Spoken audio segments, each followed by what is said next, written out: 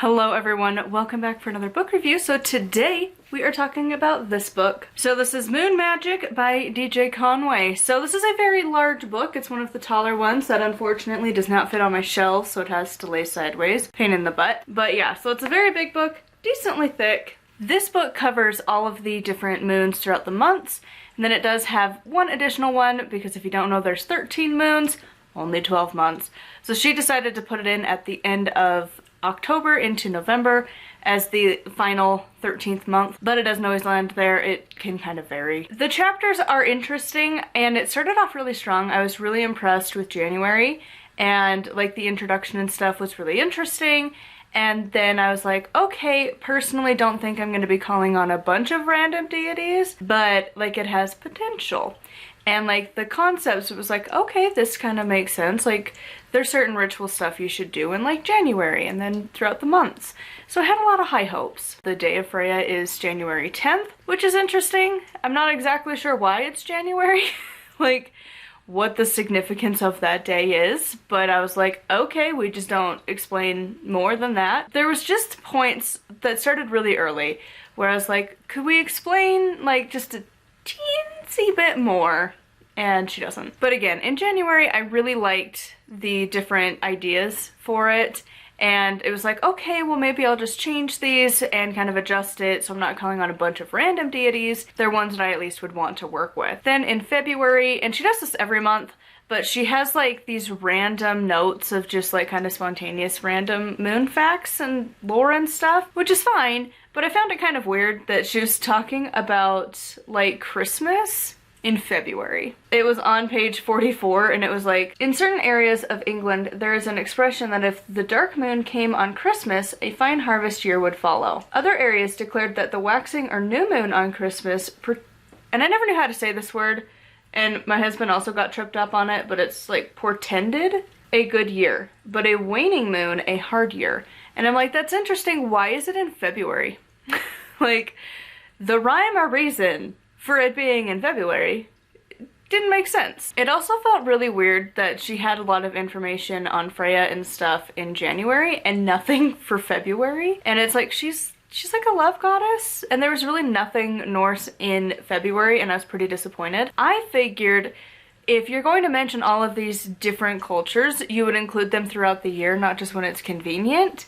And so that was a little bit of a downer. By March, I was starting to notice that she's just sprinkling in when she can. And for the most part, this book is for Greek and like Roman gods. Sometimes she's got some other ones, like there's a pretty equal amount of like Celtic and like Egyptian, but really the majority is Greek and Roman. Which if that's your thing, this book is phenomenal for you. If like me, however, you don't really care. And again, I'm working more with the Norse, so I was more excited for that. And again, January set me up on the expectation that I would be seeing them throughout. By the time I got to March, I was really sad that the only real mention was like, not even just like a sprinkle. We just took like a single grain of salt and just like dropped it into that chapter. Basically all she does is compare that Tyr is similar to, I think it was Mars? Mercury, whatever. Yeah, the god Mars, hence the name March. That was it. That Tyr is similar. And I'm like, kind of, but like also, I feel like there's more to Tyr than that. Like he's got a lot going on, as do all of the Norse, from the little bits that we do know. And like, I'm kind of getting over this idea that we're like just comparing them based on like a couple things. Cause like if you're comparing Tyr for being the war god, like, have you read Norse mythology? Cause like, there's a lot of options. They're kinda all into war. Lots of them. So I was pretty disappointed that she really didn't go any further than that. Just a quick mention, one sentence, and that was it. And it was to the point that it's like, why are you even mentioning this really? If you're not gonna go into it at all, what's the point? Because for somebody like me, who wants to know about these gods, there's absolutely nothing mentioned. And there really isn't a lot of information for the Norse to begin with, so it's just kind of like, oh, okay. Oh, and then on page 70, she says to do the warding off poverty spell, and she has to use play money. She doesn't tell you what to do with it after. Do you put it back in the game board stuff? Do you burn it? Do you bury it?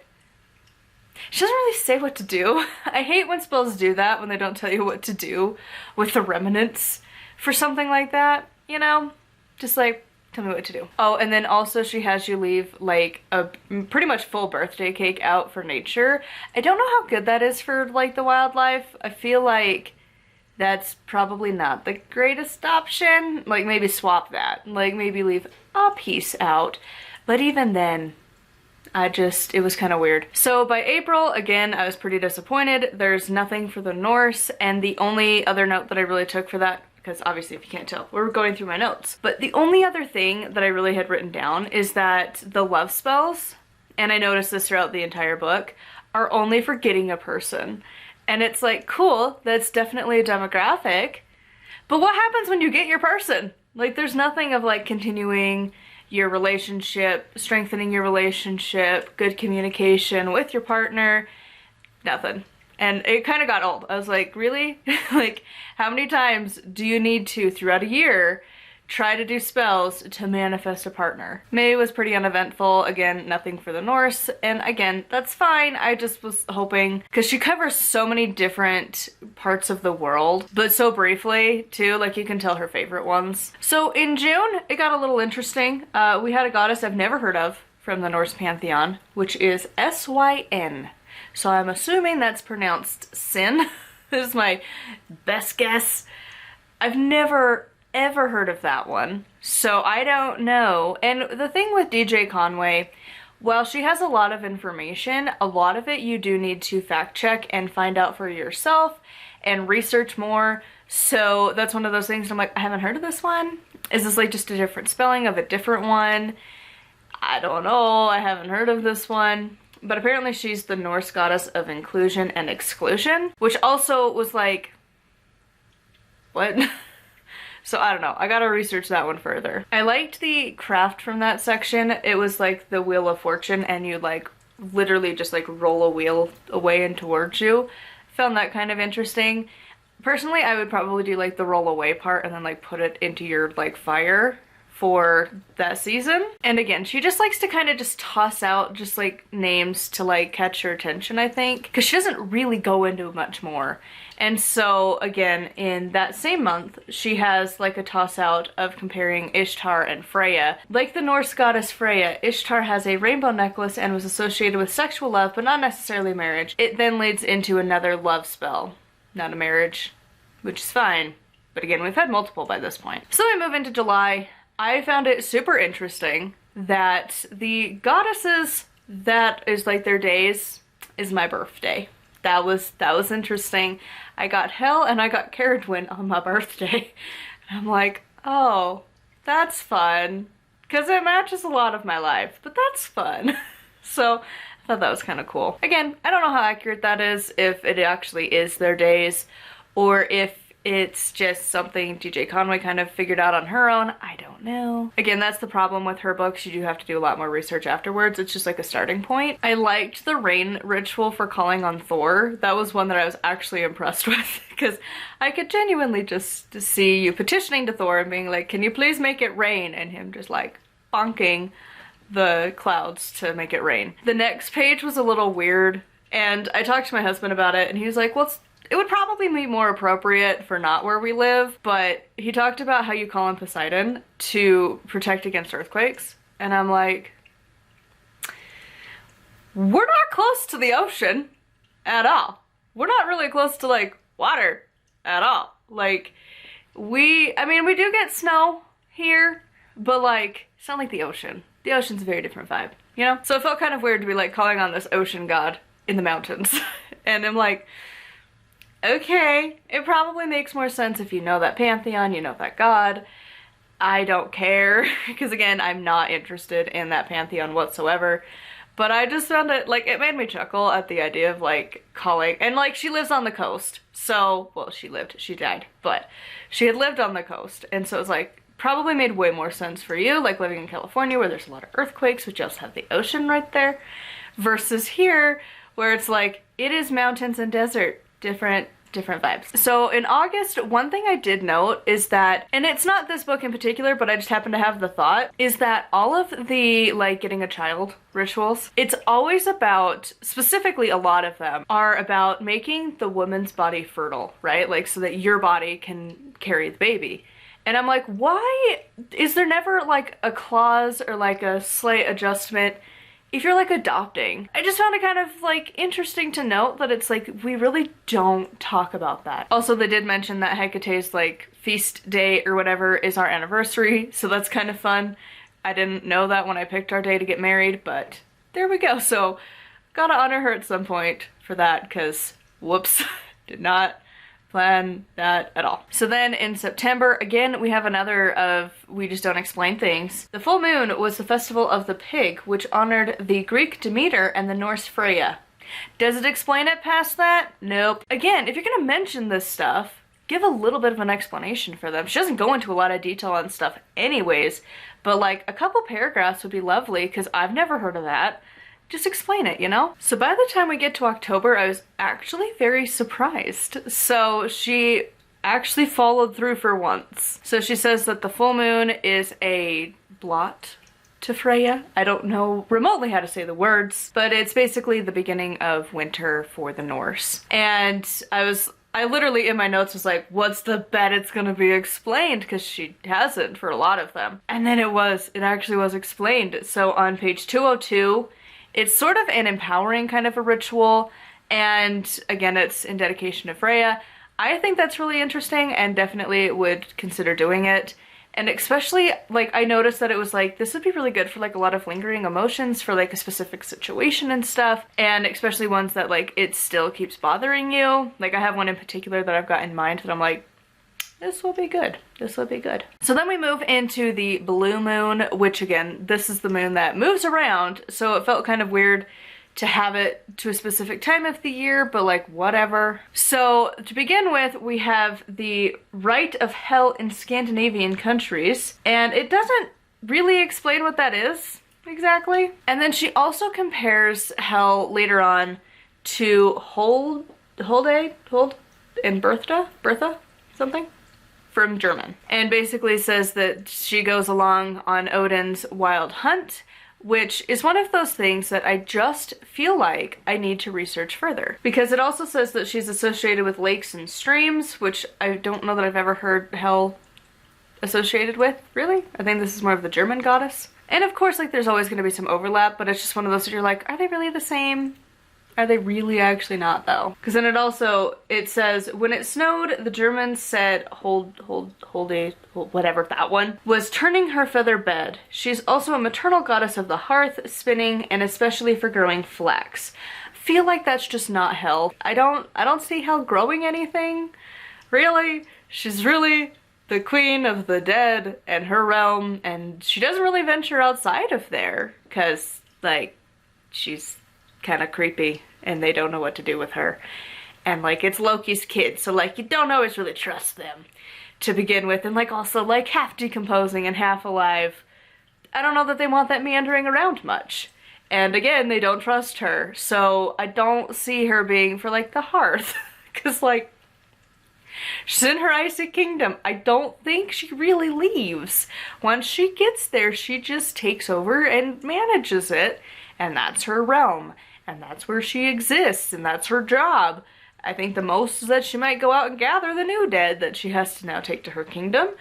And I think she might have even mentioned that later on there's like specific things that like go and collect the dead for her and then bring them to her, which would make more sense, but I don't know. It's just one of those where I'm like, I don't think they're the same, because like the hearth and like spinning and flax, I would probably put more with like Frigg, who is for that kind of thing, like, you know, or even Freya, because of like the satyr magic, and some, like, I can't remember what video it was, but somebody had mentioned that it was like satyr magic had a lot to do with like weaving and sewing and spinning and stuff, and because like the men at the time didn't think it was like that big of a deal, and so they just kind of were like, whatever, you can like make your clothes, and that's one of the magical things that we have left behind.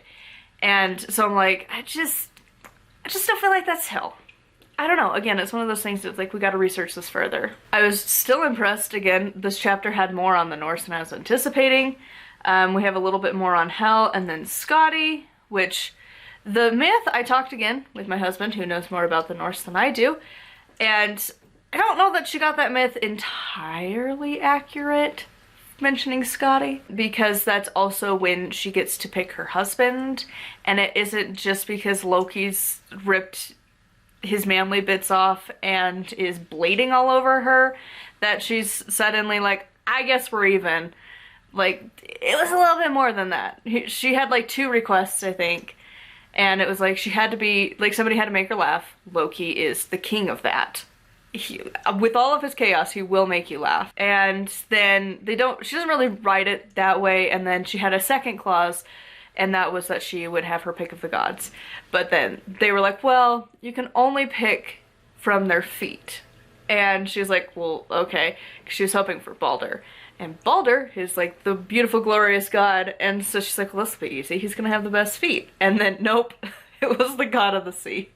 And I was like, does he just do like manicures and like that's how his feet were like perfect? Cause like baths and stuff? Or is it cause like his feet were like clean cause like the water washed off all the grime and gross? I don't know. But like that's how she ended up picking him. And then the marriage didn't work cause mountains and the ocean are not exactly best buddies. But, you know, like she didn't really mention that part of it. I'm like, dude, it doesn't take that much effort to like tell the whole story. That's like an extra 3 sentences. Again, I was still impressed at the very least that she mentioned Scotty. I still don't really view her as the crone aspect that she keeps trying to push her into that box, but whatever. And then, still in this chapter, we got even more. I don't know why she decided just to put them all in this one little chapter, but okay. So then we also have a ritual for Adun, and again, it's a ritual that I'm like, I would like to do that, maybe adjust it slightly, but I was really impressed that we have another one for the Norse. And then we also had a ritual for Hell, and I was just, again, thoroughly impressed. You don't find a lot of rituals for the Norse, except in like the Reconstructionist viewpoint or in a very traditional Wicca sense. And this didn't feel too traditional Wicca like her other book did. I mean, it's still like, it's DJ Conway, like, you know what to expect. I just liked having the option. And so they were actually pretty decent rituals that I'll probably be writing down and tweaking a little bit and making my own. So then we go into November, and then we have a feast that I do not know how to pronounce on page 238. And it's basically for Odin, and it's honoring Veterans Day, which I found kind of interesting. And then there's a Hecate ritual there, and I actually liked that one better for the day that we're supposed to be honoring Hecate in August. I was like, we could just do that for that day. That would work better. Then we move into December. 31st of December is for the Norns, which I was like, interesting. Don't know why. I've never heard of that. Okay. The explanation of the Norns in this chapter was really awesome. I feel like everyone should definitely read at least that section. It was really good. And then the very end is the Norns and like the Fates ritual.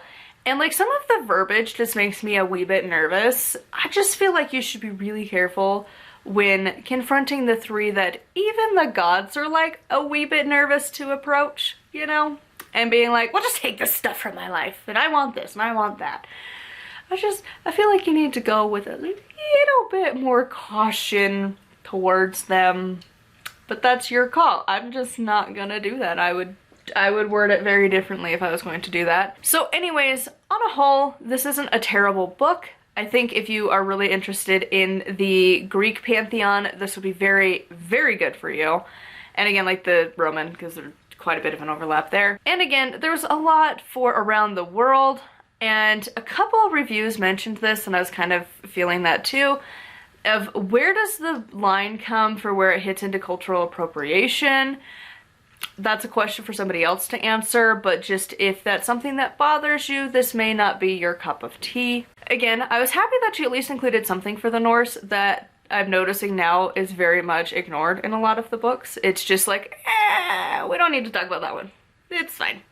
We're gonna talk about other parts of the world. You know, again, Greek and Roman, really popular. Egyptian, pretty popular. Celtic, decently popular. But then, like, the Norse are just kind of in their own little category a lot of the times. So anyways, on a whole, I'm glad I have this book. I don't think I will really use it too much. Again, the few rituals, it's like, I might adjust it. For the most part, what I'm gonna do is look at like the paragraph that's like what that moon is supposed to be for, and then find my own stuff to do with that intention, and then do my own sort of deal throughout the year. I like the idea of celebrating the moons throughout the year though, so that's something that I might consider doing. I don't know if it'll be this year, it might be a couple years. The temple series takes quite a bit out of you magically to do, so we shall see. But anyways, I would love to hear your thoughts on this one in the comments down below, and do make sure to like and subscribe. I post every single day. Thank you to my patrons. I'll have their names here on the screen. If you would like to support me, get access to exclusive content, it is patreon.com/nightwillowcrafts. And until next time, thank you so much for watching, and blessed be.